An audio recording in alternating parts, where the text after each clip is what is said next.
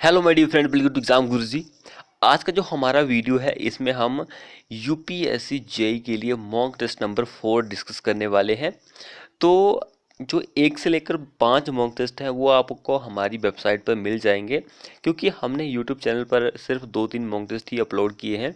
बाकी जो जितने भी मॉक टेस्ट बचते हैं वो हमने अपनी वेबसाइट पर पब्लिश कर दिए हैं, तो आप उनको जाकर लगा सकते हैं। वीडियो के नीचे भी मैं लिंक दे दूंगा उन सभी का, तो आप उनको लगा सकते हैं। तो अगर आपने हमारे चैनल को सब्सक्राइब नहीं किया तो चैनल को सब्सक्राइब भी कर लीजिए और साथ में जो बेल आइकन होता है उसे भी प्रेस कर लीजिए, ताकि आपको इसी तरह की लेटेस्ट वीडियो मिलती रहे।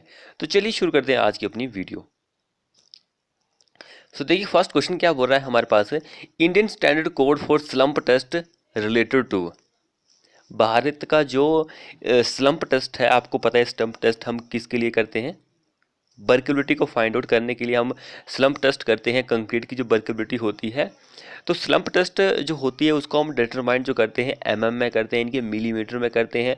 कंपैक्शन फैक्टर टेस्ट होता है उसको फैक्टर में ही हम डिस्कस करते हैं, डिटरमाइन करते हैं। लेकिन एक बीबी टेस्ट होता है, वी टेस्ट जो होता है उसको हम सेकेंड में डिटरमाइन करते हैं। यहाँ पे पूछा गया सिर्फ स्लम्प के बारे में पूछा गया कि स्लम्प जो टेस्ट है वो कौन से आईएस कोड से रिलेट करता है। यहाँ पे 4 ऑप्शन दिए गए हैं, तो आप भी अपना आंसर लगा सकते हैं। वेरी वेरी इंपॉर्टेंट क्वेश्चन है ये।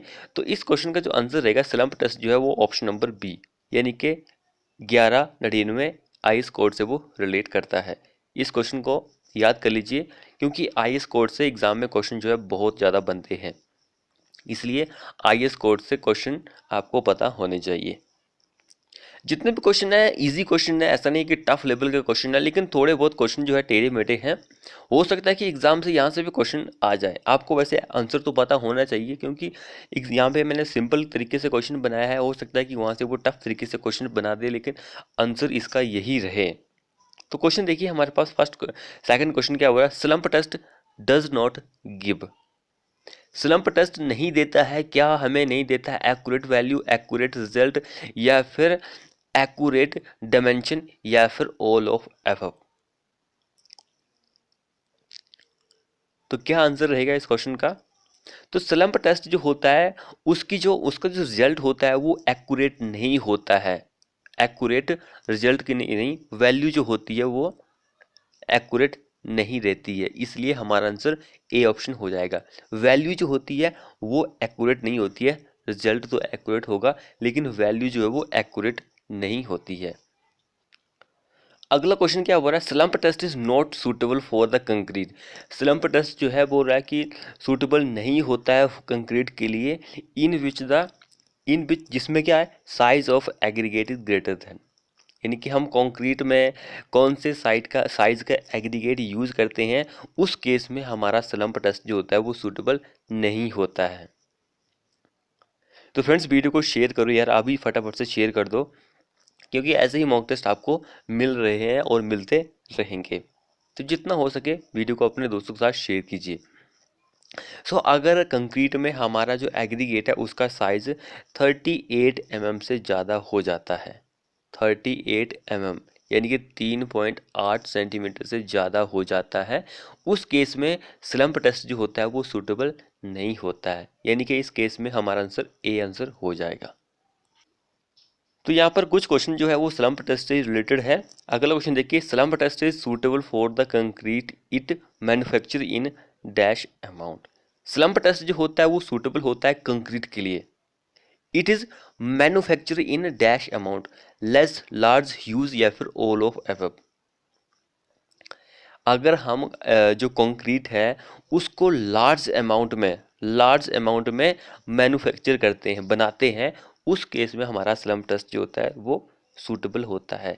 बी हमारा इस केस में आंसर हो जाएगा। अगला क्वेश्चन देखिए, parking studies classified on the basis of. आपको पता है कि पार्किंग से एग्जाम में क्वेश्चन जो है बहुत सारा बनते हैं। आपसे एक बार एग्जाम में क्वेश्चन पूछा गया होगा कि ओपन एरिया जो होता है, ओपन एरिया वहाँ पर कौन से टाइप की जो पार्किंग होती है वो प्रेफर की जाती है, कि आपको यही ओपन एरिया में यही पार्किंग जो है यूज़ करनी है। क्यों, कौन सी पार्किंग होती है, तो वो 90 डिग्री की पार्किंग होती है। 90 डिग्री एंगल की जो पार्किंग होती है, यहाँ पर आप मैक्सिमम नंबर ऑफ जो व्हीकल होते हैं उनको पार्क कर सकते हैं। इसलिए ओपन एरिया में यही प्रेफर की जाती है कि आपको ओपन एरिया में 90 डिग्री की जो पार्किंग होती है उसको ही यूज़ करना है। यहाँ पे maximum number of vehicle park की जाते हैं, लेकिन मिनिमम जो होती है, minimum number of vehicle park किए जाते हैं पैरेलल पार्किंग में। जो पैरेलल पार्किंग होती है सम बराबर, उसमें minimum number of vehicle park किए जाते हैं।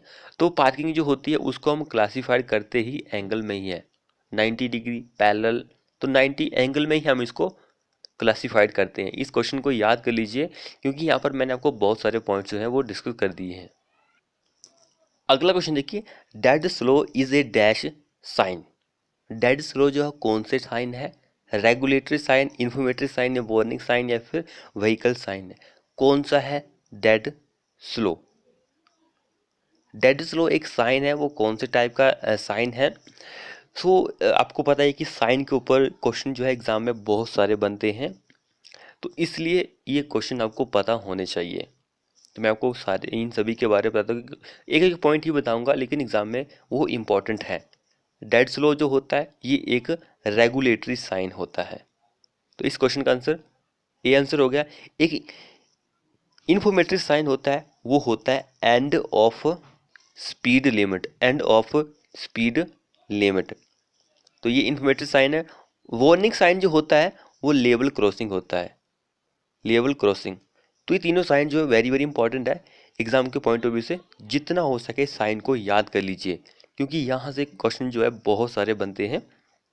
तो मैंने आपको एक हाईवे इंजीनियरिंग की निचोड़ वाली वीडियो प्रोवाइड की है हमारे यूट्यूब चैनल पर। आप निचोड़ एक प्लेलिस्ट बनी हुई है, वहाँ पर जाकर आप जितनी भी निचोड़ वाली वीडियो होती है उनको देख सकते हैं, क्योंकि वहाँ पर जितने भी साइन है ये इन सभी के बारे में बताया हुआ कि कौन सा साइन क्या है, कितने कितने साइन है, वो कौन कौन से हो सकते हैं। अगला क्वेश्चन देखिए, स्टैंडर्ड साइज जो होता है प्लेट का वो कितना होता है? प्लेट जो होती है उसका स्टैंडर्ड साइज कितना होता है? 70 सेंटीमीटर,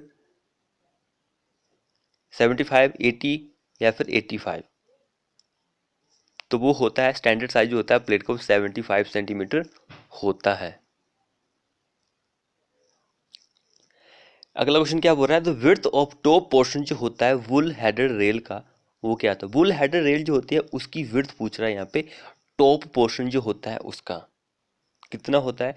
यहाँ पर मैं आपके लिए बहुत सारे पॉइंट लेके आऊँ, लेकिन सबसे पहले हम इस पॉइंट का आंसर देख लेते हैं कि इसका आंसर क्या होगा। वुल हेडेड की रेल होती है उसकी विड्थ पूछ रहा है यहाँ पर, टॉप पोर्शन जो होता है उसकी, तो वो होती है 6.87 सेंटीमीटर। सो ए इस क्वेश्चन का आंसर हो जाएगा। अब जो पॉइंट मैं आपके लिए लेके आया उनको भी देख लीजिए, क्योंकि वो भी इंपॉर्टेंट है। तो ये वाला तो आंसर हमारा बुल हेडेड का था, लेकिन यहाँ पे देखिए top portion of flat footed rail का, बुल एंड फ्लैट में अंतर है, तो यहाँ पे कंफ्यूज नहीं होना है। 6.67 सेंटीमीटर। अब विड्थ देखिए डबल हेडेड रेल की, डबल हेडेड की ये होती है, एंड लार्जेस्ट डिमेंशन जो होती है रेल सेक्शन की उसको हम हाइट ही बोलते हैं।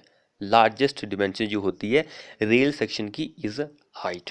इस पॉइंट को भी याद रखिए, ये भी इम्पॉर्टेंट है। ऐसा नहीं है कि ये 3-4 पॉइंट ही इम्पॉर्टेंट है, ये वाला पॉइंट भी इम्पॉर्टेंट है, क्योंकि यहाँ से भी क्वेश्चन बन सकता है। रिस्क नहीं लेना है, क्योंकि एग्ज़ाम जो सेट करते हैं वो कुछ भी पूछ सकते हैं। अगला क्वेश्चन देखिए, length of metre rail gauge is. यहाँ पे फीट में पूछा गया। वैसे आपको पता है कि लेंथ जो होती है मीटर गेज की वो 11.89 मीटर होती है। बोर्ड गेज की हम बात करें, बोर्ड गेज की, तो वो होती है 12.8 मीटर। तो 11.89 को आप मीटर में कन्वर्ट कीजिए, कितना आएगा? सॉरी, मीटर, ये मीटर में दिया गया है, फीट में 39। इस क्वेश्चन में हमारा आंसर हो जाएगा ए। इस क्वेश्चन में हमारा आंसर हो जाएगा। अगर आपसे मीटर बोर्ड गेज के बारे में पूछ ले, 12.8 मीटर, इसको अगर फीट में कन्वर्ट करेंगे तो 42 फीट हो जाता है। बेशक आप कन्वर्ट करके देख सकते हैं कि इसका आंसर एक्चुअल में यही आता है। थोड़ा बहुत आगे पीछे आएगा, लेकिन एग्जैक्ट वैल्यू जो होती है एग्ज़ाम में कई बार वो नहीं पूछी जाती है, कई बार वो आगे पीछे करके ही देता है। सो इससे कंफ्यूज नहीं होना। सो ए इस क्वेश्चन का आंसर हो जाएगा। बोर्ड गेज के बारे में पूछता तो हमारा आंसर बी हो जाता। तो दोनों ही इम्पोर्टेंट है, याद कर लीजिए। अगला क्वेश्चन क्या बोल रहा है, range of municipal sewage BOD is. यहाँ पे जितनी भी वैल्यू दी गई है वो सारी वैल्यू मिलीग्राम पर लीटर में दी गई है, एमजी पर लीटर में दी गई है। तो म्यूनिसिपल सीवेज जो होता है उसकी वीडीओ की वैल्यू पूछ रही है, रेंज जो होती है बीओडी, तो वो होती है 100 से लेकर 150 होती है। लेकिन यहाँ पे कुछ और भी पॉइंट्स हैं, उसको भी हम डिस्कस कर लेते हैं कि क्या क्या पॉइंट हैं वो। ये बीओडी जो होता है वेरी इंपॉर्टेंट होता है। तो यहाँ पे देखिए, क्लीन ड्रिंकिंग वाटर के लिए, क्लीन ड्रिंकिंग वाटर के लिए जो वीओडी होता है वो 0 होता है। इस पॉइंट को याद रख लीजिए। पीछे हमसे क्वेश्चन में क्या पूछा गया था, म्यूनिसिपल सीवेज के लिए पूछा गया था। अब यहाँ पे देखिए सीवेज ट्रीटमेंट प्लांट के लिए पूछा गया है। तो is not more than, should not exceed 20 milligram पर लीटर। इस पॉइंट को भी याद रखिए, सारे ही पॉइंट इंपॉर्टेंट है। तो अगर आपने हमारे 5 मॉक टेस्ट नहीं लगाए हैं तो आप हमारी वेबसाइट पर जा सकते हैं। वीडियो के नीचे भी मैं लिंक दे दूंगा, उस लिंक पर जाकर आप मॉक टेस्ट लगा सकते हैं। तो थैंक यू फ्रेंड, ये वीडियो देखने के लिए। चैनल को सब्सक्राइब कीजिए, बेल आइकन को दबाइए।